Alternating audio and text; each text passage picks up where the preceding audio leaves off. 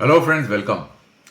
Friends, those who are following the economy closely might have seen that the government of India, under the banner of Ministry of Statistics Program Implementation, will announce the GDP of the first quarter of FY25 today by 5:30. So they are already making the announcement here. If you look at this bar, you will find that there is an announcement which says that the GDP data is going to be available by today, which is 5:30. So what I thought is I will use this opportunity to talk about certain predictions which are being already made in the public domain. So if you see here that there are various agencies, analysts who are making prediction about the Q1 FY25 GDP growth. Someone is saying it is going to be 7%, lower than the RBI estimate of 7.5%. Some are saying that it is going to be higher than the RBI estimate and forecasted to 7.2%. And then there are agencies which are talking about that the GDP growth for the quarter on FY25 is going to be lower, which is 6.8%. Now friends, I will not go into the minute detail of GDP calculation. What I am going to do in this video, I am going to use certain trend analysis of past, place the data before you so that you yourself will be able to predict what is going to be the GDP growth for the coming quarter, which is FY25 Q1. So you will find that the prediction model of GDP need not be too complicated. If you look at the trend and if you are able to follow certain growth factors and you have a broader understanding of the economy, you can make your own prediction. And let me tell you friends that sometimes these predictions can go haywire and they are highly volatile and highly dependent on certain key variables, and I'm going to show you that, and you will be surprised to see that how these variables play a very important role in our GDP growth. So let's, without wasting any further time, let's go straight to the calculations and the charts which I have created. So let's look at this chart.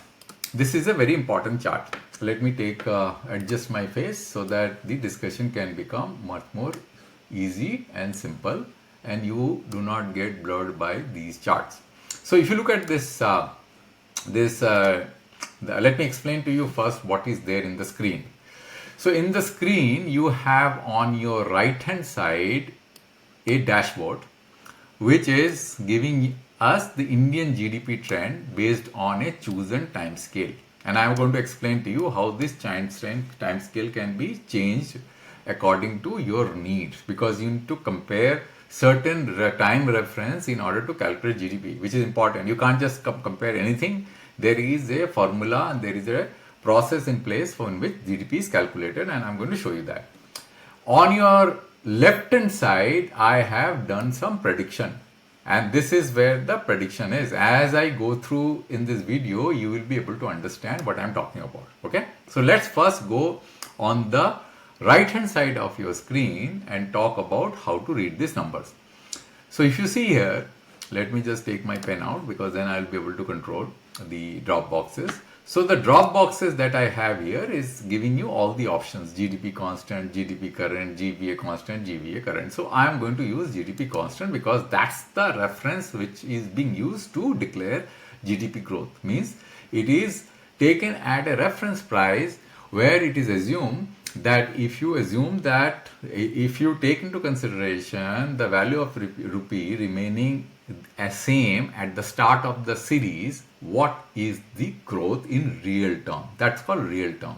Another is called nominal term, which is called GDP current, where the current value of rupee is taken.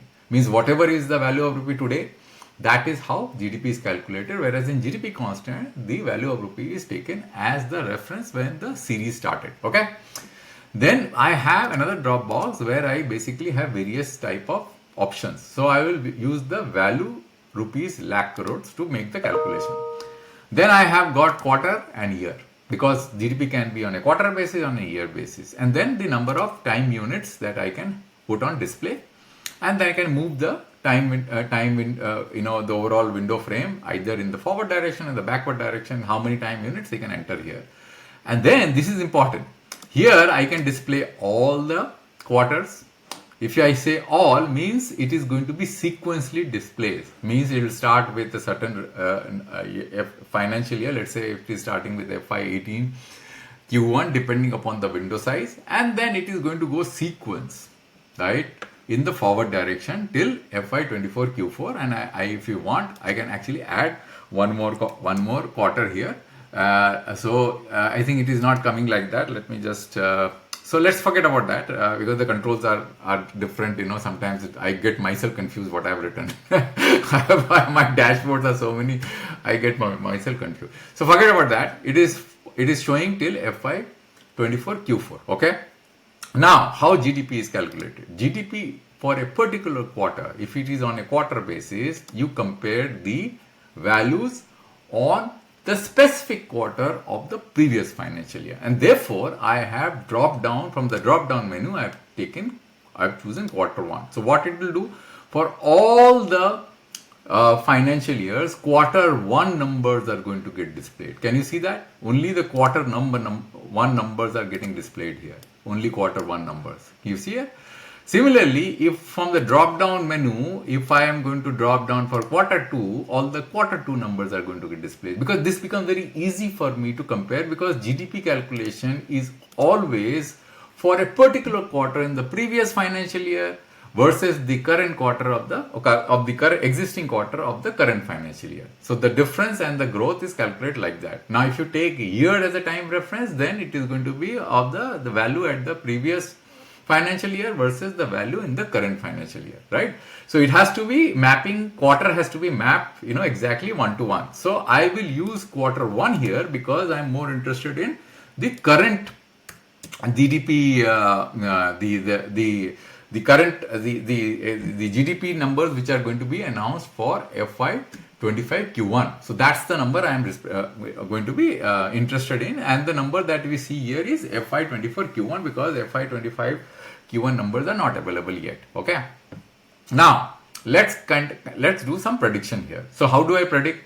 So what I have done here is, friends, that I have listed down the GDP, the line items here which constitutes the GDP. So if you see here, GDP is top, and then we have the private final consumption expenditure, then we have the gross fixed capital formation, then we have the government final consumption expenditure, CIS, valuables, export, discrepancy, and imports. So these are the line items which add up to GDP, right? Everybody knows that. So these are here. So what I have done is that I have listed down 3 quarters. Why 3 quarters? Because in order to make prediction, I need the quarter which is for FY23 Q1, FY24 Q1, and the current quarter of FY25 Q1 where the numbers are going to be out. So therefore, what I have done is that I put the absolute value in rupees lakh crores. Then I have put the growth percentage. Growth percentage is only going to be for the FY24 Q1 because I am not listing down all the other quarters of the previous financial years, and the growth in absolute terms. So let's now look at the numbers one by one. Now, if you see here, the private sector, this is the private final consumption expenditure values, we can very clearly see the trend. So this is how the trend is going, which was going up, and then suddenly it went down because of COVID, and then slightly it has started picking up. So what you see, the FY23 Q1 number is 21.66. So you can see 21.66 number here, right? And then in FY24 Q1, the number was 22.87. So 22.87 number is here. So when you calculate the growth percent of this number, this particular trajectory, the growth trajectory, it comes out to be 5.6%. Now you know that the private final consumption expenditure is not increasing. Everybody knows that. So it is going to be unfair to assume that the growth is going to be higher than this. It is not going to be higher than this because private final consumption expenditure is not increasing, right? As we expect it to increase. So assume that the growth is going to remain 5.6%. So if you take that as 5.6%, the number that comes out, the absolute number that comes out for FY25 Q1 is 24.15 lakh crores. That's the simple calculation, because what I've done is simply, put a jacked up this 22.87 number by 5.6%, and that is what this number is, right? Now let's look at the gross fixed capital formation number. Here also I can see the trend very clearly, because this number, which is FY22 Q1, is an unreliable number because this emanated out of the COVID. So you can ignore this. And then you can take the trend number of 13.04 lakh crores, which grew to 14.15 lakh crores. Now you assume that this growth is going to sustain. So what is the growth that we are seeing? We are seeing a growth in the GFCF number of 8.5%. Now if you take 8.5% as the growth, then what happens? If you do the calculation, the number comes out to be, the GFCF number comes out to be 15.35 lakh crores, right? Simple. There is no problem with this. Similarly, I can do a calculation for government final consumption expenditure, where I find the number is almost stable. See, 14.17, 14.16, the number is almost stable. There hasn't been any significant increase in expenditure. So here I am taking a number which is very, very conservative, 4.17 and 4.16. So I have taken a number of 4.15. So I don't think that this number is going to change drastically. Okay. So all these three numbers have been nailed. There could be minor variation here and there, but it is going to remain in the ballpark range. Okay. Now let's look at the CIS.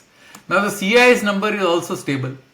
And you will see that in the earlier quarters, there has been a little bit of volatility, but assume that it is going to remain stable, because this is also not a very significant component, 0.45 lakh crores. So I will take this number same as what it was in the earlier financial year, which is the Q1 FY24. This is 0.045, right? Simple. Now comes the valuables. Here also these numbers are pretty insignificant. So I have taken the same number what we see here, which is 0.28 lakh crores. So 0.28 lakh crores. Now comes the important numbers, which are going to change the bottom. It is going to tilt this either side. And let's focus on this very carefully. What are these? Exports, discrepancy, and imports. And how these are going to change the overall GDP growth prediction, and you will be surprised to see that the calculations can go haywire, from one side to another side. Now, in order for you to make some prediction, what will be the export growth and import growth and discrepancy, you have to look into the trend. So I'll show you certain way to make certain predictions. Let's look at the trend from the GDP data. So what is the trend that you see? When it was the COVID year, the exports basically dropped to 5.24 lakh crores, and then it increased to 7.86 lakh crores, then it went to 9.36 lakh crores, and then it dropped for the FY24 Q1 to 8.74. So by the way, this is not the whole year, only for one quarter, because I am only comparing Q1 here, if you see. So I am only comparing Q1 because it has the seasonality has to be maintained. Otherwise, if you take the full financial year, the numbers may go haywire. So, but let's look at Q1. So if you see here, in the quarter 1 of FY24, the number was 8.74, right? Similarly, import numbers, if you see, the numbers basically kept on increasing. It went to 9.59 in FY23 Q1, and for FY24 Q1, the import basically became the highest. It is 11.05. Now, how do you make predictions from this? Because this is very difficult to predict. The import and export numbers are very difficult to predict unless you look at the real import and export data. And that is exactly what I'm going to do. So what I'm going to do is I'll just take this away, take this out.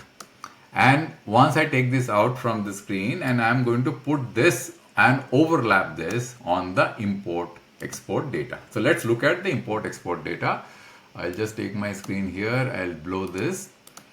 Because why I am doing so? Because you can write on your screen, you can see the import export data and you can compare with the numbers that you are seeing on the screen on the Excel sheet where you want to make the prediction. So let's look at export. So here also the same thing. I have got a drop down box where I can basically do export and import. So let's look at first export. So what you see in export, let's look at the number here. In export, what you see is that the here it is, I don't have a drop box to basically look at the individual quarters because I have not structured the sheet in this manner. I will do so later, but I don't have time, so I thought let me use this. So here the quarters are sequentially increasing. So you see Q4, Q1, Q2, Q3, Q4, like that, right? For each and every financial year. So what I have to do is that I have to basically compare the Q1 quarters here. So this is the FY24 Q1, this is the FY25 Q1, and this is the FY23 Q1, right? So if you look at the numbers here, you will find that when I look at the Q1 number for exports, you will find that FY23 Q1, the number in millions, billions of dollars was $121 billion in Q1 FY21. Then the number went up to 142.5 billion dollar Q1. Then the number dropped because this is the number till June. So the first quarter complete, the data is complete. There is no month left here. So this number has dropped to 110.1 billion. Now, mind you, this does not include services, right? So this is only goods, right? So if you have to add services, but I'm assuming that service numbers are going to grow steadily. There is not going to be a significant change because of the service numbers, but the trend is going to remain same. So it's very clear that we haven't done a very significant export in FY25 Q1, right? Now, if you consider this trend of decrease, right, from the FY24 Q1 to FY25 Q1, then what happens is that the number that you basically have to plug in here should be roundabout equal to what you saw in FY23 Q1, which is 121. It may be lower than this, but assume that this number is the same as what you saw in FY23 Q1. So what was the number in FY23 Q1? Right here. So I have a number of 9.36. So what I can do is I can simply plug in here 9.36. I put 9.39, almost similar in nature. That's why I put 9.39. So you will see that this looks like roundabout, ballpark within the range, because I can simply take this number of 121 and plug it there.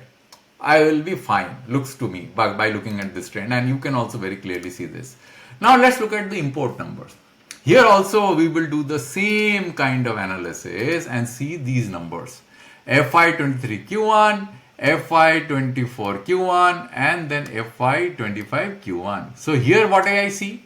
Here I see that from FY24 Q1, which was 160 billion in that quarter, the number has increased to 172.2 billion, right? In the latest quarter for which the GDP numbers are going to come out. And this number is slightly short than the number of FY23 Q1. So FY23 Q1 number, if you see here, the import was minus 5.59, right? Now here the number is lower, the import is lower. So I can, if I want to, choose a number lower. So let me do this. Let me take this number and drop it. Or I can basically, either I can basically take the number as same as I have done for the export. So I say 9.59, right? So when 9.59 minus 9.59. So when I do 9.59, this number, okay, sorry, I think that is fine, because let me do this. Let me just take this back, and I have to reduce this. I'll make it 8.5%, then it goes down.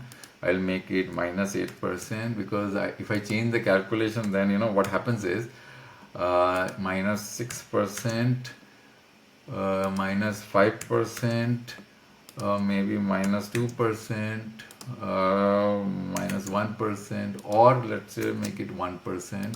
No, just let me just put it like that, otherwise it will take a lot of time. So I'll just simply copy this number and bring it here, right? Now once I do this, you see what happens. So I have fixed export same as what it was in the earlier financial year. I have fixed import same as what is there on the earlier financial year FY23 Q1. And what I have not done is discrepancy, which is very, very significant. So now let's look at the discrepancy numbers. Now discrepancy, what is the concept of discrepancy? Before I talk about discrepancy, let me just take you through the concept of discrepancy. Now discrepancy, the concept is captured in the following slide.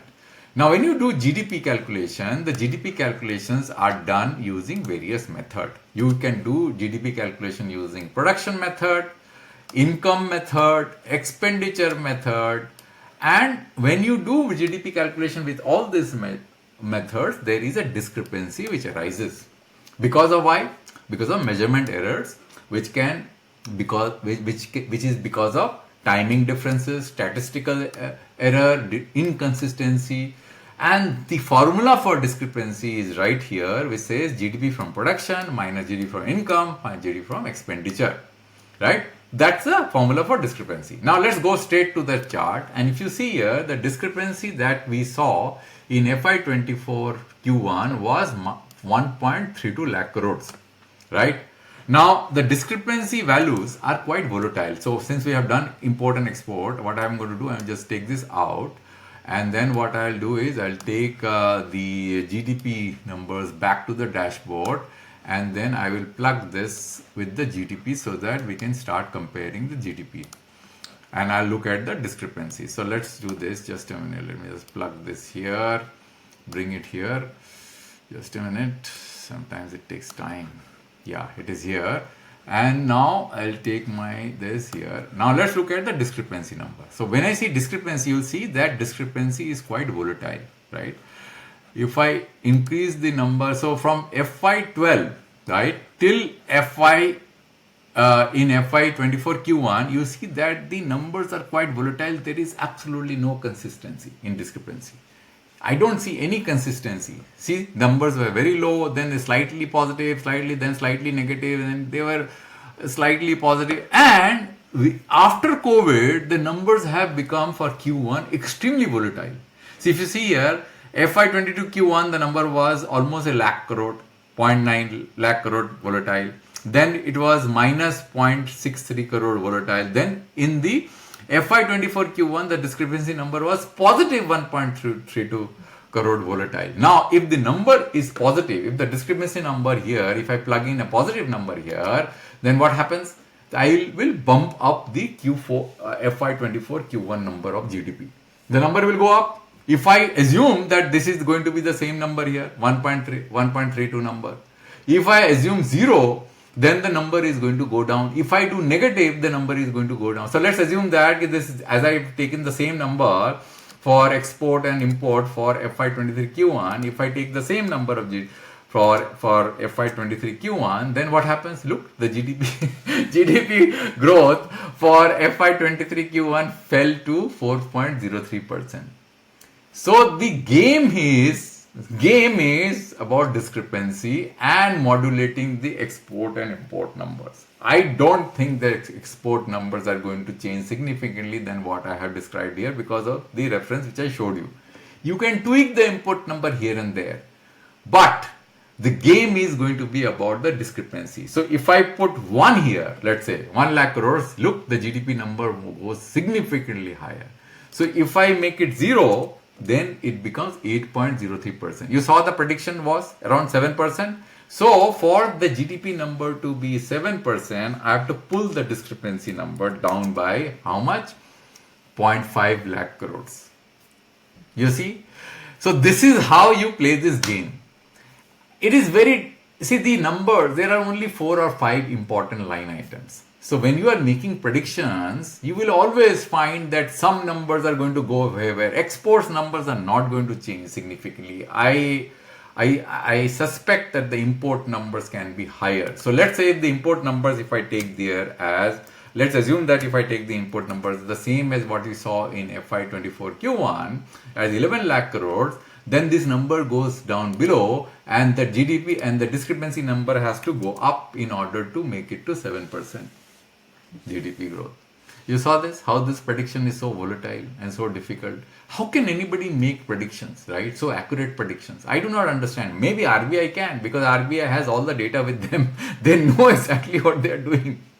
But nobody can predict. All the predictions that I see in the public domain, I cannot trust any of the predictions because of the reason I explained to you right in front of you. You can see the numbers right in front of you.